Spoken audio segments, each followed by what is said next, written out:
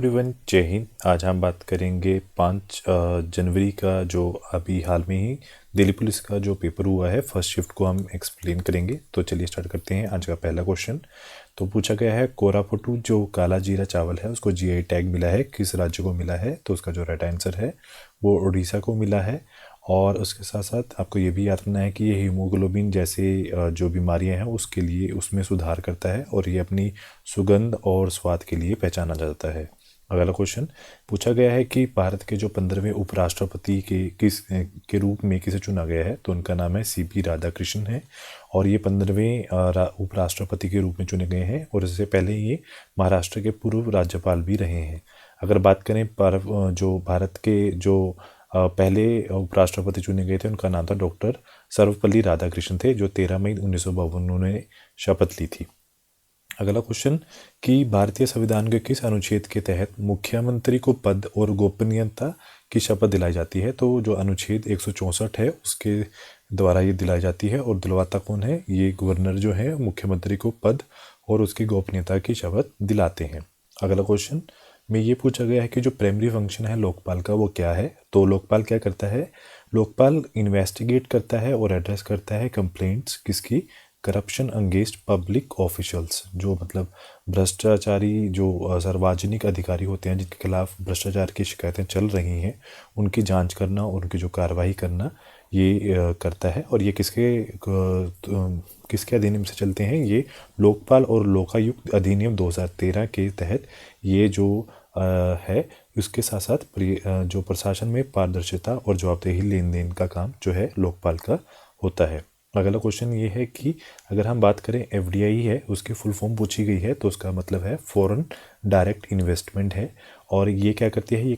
एक देश की कंपनी या व्यक्ति किसी दूसरे देश की कंपनी या प्रोजेक्ट में किया गया निवेश जो है वो एक तरह से उसकी एफडीआई कहलाता है। अगला क्वेश्चन ये है, पहला जो राजीव जो गांधी खेल रत्न पुरस्कार है वो किसे दिया गया है? तो विश्वनाथ आनंद को दिया गया है। और ये सबसे ऊंच जो खेल सम्मान है जिसकी शुरुआत 1991 और 1992 में हुई है। अगर बात करें विश्वनाथ आनंद कौन है? ये शतरंज के एक माहिर खिलाड़ी हैं।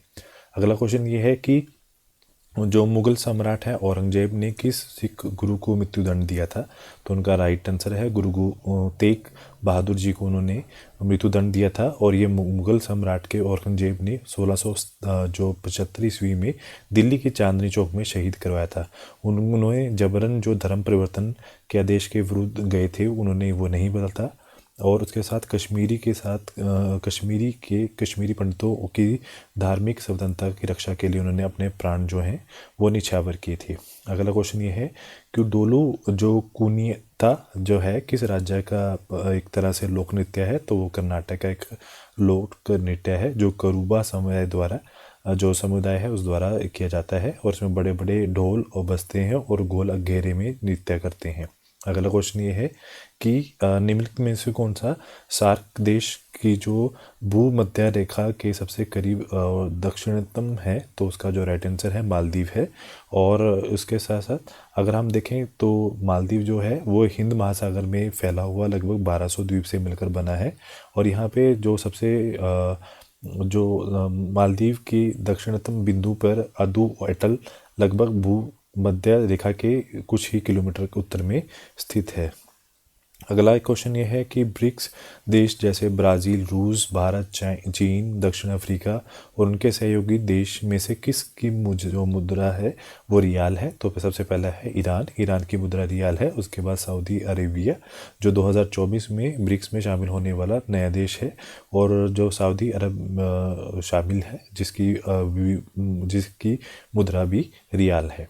उसके साथ साथ क्वेश्चन ये पूछा गया है, दिल्ली सल्तनत की एकमात्र मुस्लिम शासिका कौन है? तो महिला, तो उसका जो राइट आंसर है वो रजिया सुल्तान है जो 1236 से 1240 ईस्वी तक शासन किया है। उसके बाद अगला क्वेश्चन कि फिरोजा शाह तुगलक द्वारा बसाए गए शहरों में से किस शहर को पूर्व ऑफ वेनिस कहा जाता है? तो जो जौनपुर है उसको पूर्व ऑफ वेनिस बोला गया है। अगला क्वेश्चन ये है कि भारतीय संविधान में किस भाग में जो इलेक्शन कमीशन का जो प्रावधान किया गया है, तो भारत जो भाग 15 है उसमें किया गया है, और अनुच्छेद 324 से 329 अनुच्छेद इसके अंदर आते हैं। जो अनुच्छेद 324 है उसमें इलेक्शन कमीशन का गठन, शक्तियां और कार्यों का वर्णन किया गया है। अगला क्वेश्चन, जो रिचर स्केल है उसका जो मुख्य कार्य है वो क्या करता है? वो किसी भी भूकंप की जो इंटेंसिटी होती है उसको वो जो है कैरी करने में, मतलब उसको मापने में ये हेल्प करता है रिचर स्केल। ये रिचर स्केल मतलब एक साइंटिस्ट के नाम पर इसका नाम रखा गया है। उसके बाद है कैलोडेरा। क्या है? ये ज्वालामुखी विस्फोट के बाद बनी जो बड़ी गोलदार अवसाद भूमि है, मतलब एक large volcanic creator form by the eruption, तो उसको हम क्या बोलते हैं? कैलाडोरा उसको बोला जाता है। उसके बाद ये पूछा गया है कि महमूद गावा किस सल्तनत के प्रधानमंत्री मतलब वजीर थे? तो उसका जो है बहमानी सल्तनत के वो थे। तो महमूद गवा जो है 15वीं शताब्दी में बहमानी साम्राज्य, जिसकी राजधानी गुलबर्गा और बाद में बंदीर थी, वो एक अत्यंत कुशल वजीर प्रधानमंत्री थे। उसके साथ जो बारादोली सत्याग्रह का जो नेतृत्व है वो किसने किया है? तो सरदार वल्लभ भाई पटेल ने इसका नेतृत्व किया है, और ये 1928 में किया था। गुजरात के सूरत जिले में बारादोली में किया था। उसके साथ साथ उन्होंने जो सरदार वल्लभ भाई पटेल हैं, जिन्होंने किसानों के बढ़े हुए जो रेवेन्यू है उसके विरुद्ध अहिंसक आंदोलन में भी संगठन में कार्य किया था। उसके बाद क्वेश्चन पूछा गया है कि जो भारत में नीति आयोग के गठन और किस स्थान पर किया गया था? तो योजना आयोग। तो नीति आयोग 1 जनवरी 2015 को स्थापित की गई थी। नीति का मतलब है national institution for the transforming India, और इसका जो ये योजना जो आयोग है के स्थान पर स्थापित की गई थी, मतलब उसके प्लेस पे ये थी। मतलब अब यहाँ पे जो प्लानिंग कमीशन है उसकी जगह कौन सी आयोग आ चुका है? नीति आयोग आ चुका है। और नीति आयोग का उद्देश्य है बॉटम टू अप्रोच, मतलब नीचे से ऊपर की दिशा में काम करना, इसका मेन मोटो है। अगला क्वेश्चन ये है कि मोबाइल नंबर का उपयोग कर जो पैसे भेजने के लिए कौन सा फंड ट्रांसफ़र माध्यम से उपयुक्त है? तो उसके लिए हम IMPS इमीडिएट पेमेंट सर्विस या UPI यूनिफाइड पेमेंट इंटरफेरेंस का यूज़ किया जाता है। नेक्स्ट क्वेश्चन ये है कि किस राज्य के जो सुंदरवन शहद के वो हाल में ही GI टैग दिया गया है? तो पश्चिम बंगाल। तो उसके बाद नेक्स्ट क्वेश्चन है कि आपको ये बताना है कि कौन सा विधेयक राज्यसभा के बिना स्पीकर द्वारा पारित माना जा सकता है? तो वह है मनी बिल। तो राज्यसभा 14 दिन के भीतर वापस भेजना होता है। यदि वहाँ ऐसा नहीं कर पाती तो जो बिल है वो डीम पास माना जाता है। स्पीकर ऑफ लोकसभा यह प्रमाणित करते हैं कि जो कोई विधेयक मनी बिल है या नहीं है। उसके बाद कयांगा जो डांस है मुख्य रूप से किस राज्य से जुड़ा हुआ है? वो कर्नाटक राज्य से जुड़ा हुआ है, जो देवी शक्ति द्रौपदी को समर्पित है, और बेंगलुरु सहित वो कर्नाटक के बड़े हिस्सों में उत्साह के साथ मनाया जाता है।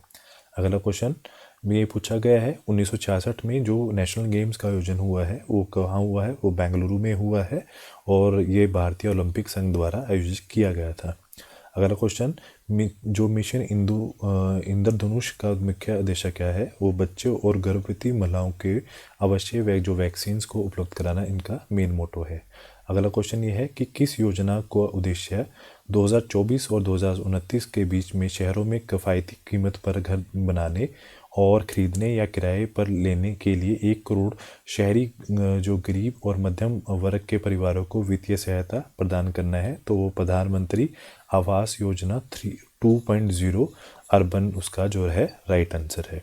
अगला क्वेश्चन ये है कि जो ओलंपिक स्टैंडर्ड जो है ट्रायथलॉन जो है उनमें तैराकी की दूरी कितनी होती है?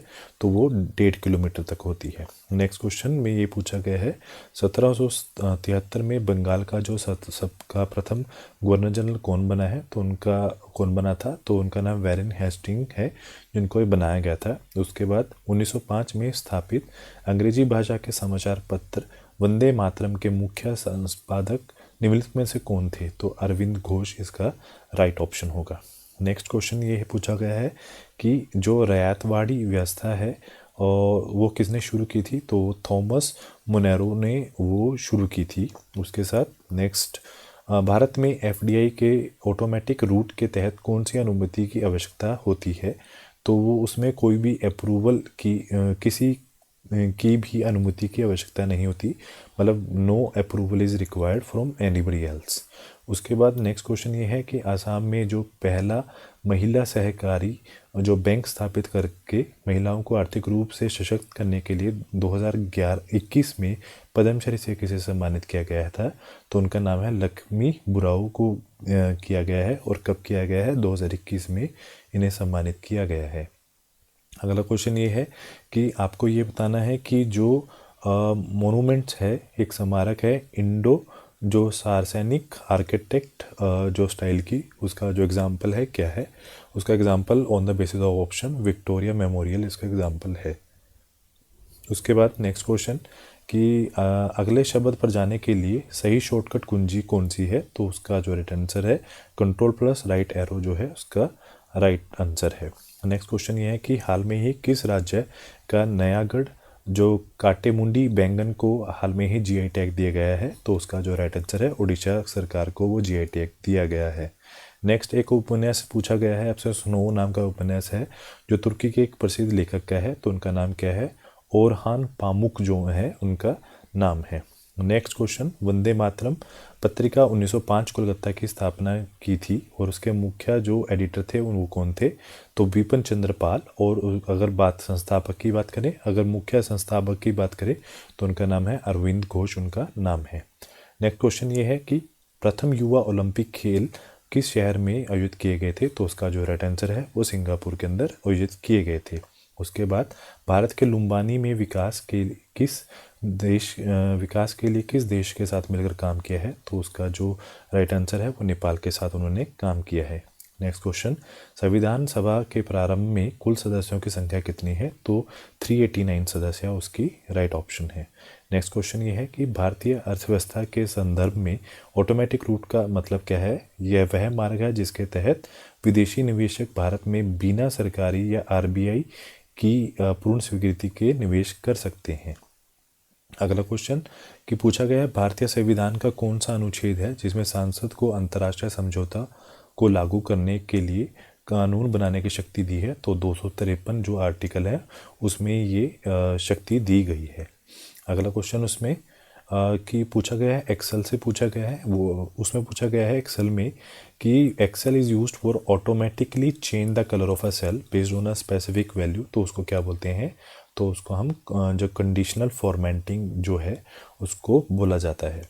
नेक्स्ट क्वेश्चन पूछा गया है कि जो पश्चिम बंगाल में दुर्गा पूजा के दौरान मूर्तियों की पूजा का मुख्य समय क्या है, वो जो है पश्चिमी से लेकर दशमी तक चलती है, मतलब छठे दिन, सातवें दिन, आठवें दिन, नौवें दिन और 10वें दिन उसका विसर्जन कर दिया जाता है। और उसके बाद ये कब चलती है, शरद ऋतु अश्विनी मास में ये मनाया जाता है। अगला क्वेश्चन ये पूछा गया है कि आपको पूछा गया है कि जो अर्थव्यवस्था में कोटा जो है उसका मुख्य उद्देश्य क्या है, तो उसका जो राइट आंसर है घरेलू उद्योगों का संरक्षण कर देना और आयात की मात्रा को नियंत्रित करने के लिए वस्तुओं को आयात और निर्यात की मात्रा को सीमित करना इसका जो है मोटो है। नेक्स्ट है सार्वजनिक क्षेत्रों के उद्योग पब्लिक सेक्टर इंडस्ट्री का जो प्रमुख उद्देश्य है वो क्या है, एक ही उद्देश्य है पब्लिक इंटरेस्ट जिसको जनहित बोलते हैं और सामाजिक कल्याण मतलब सोशल वेलफेयर उसका राइट ऑप्शन है। नेक्स्ट क्वेश्चन ये है कि अगर हम बात करें प्राइवेट सेक्टर इंडस्ट्री का जो प्रमुख उद्देश्य है वो क्या है, उसका जो प्रमुख उद्देश्य ये भी है कि वो जो fulfilling the public interest and social welfare उसका मेन मोटो है। तो आज के लिए इतना ही। Do like share subscribe my channel. Thank you so much.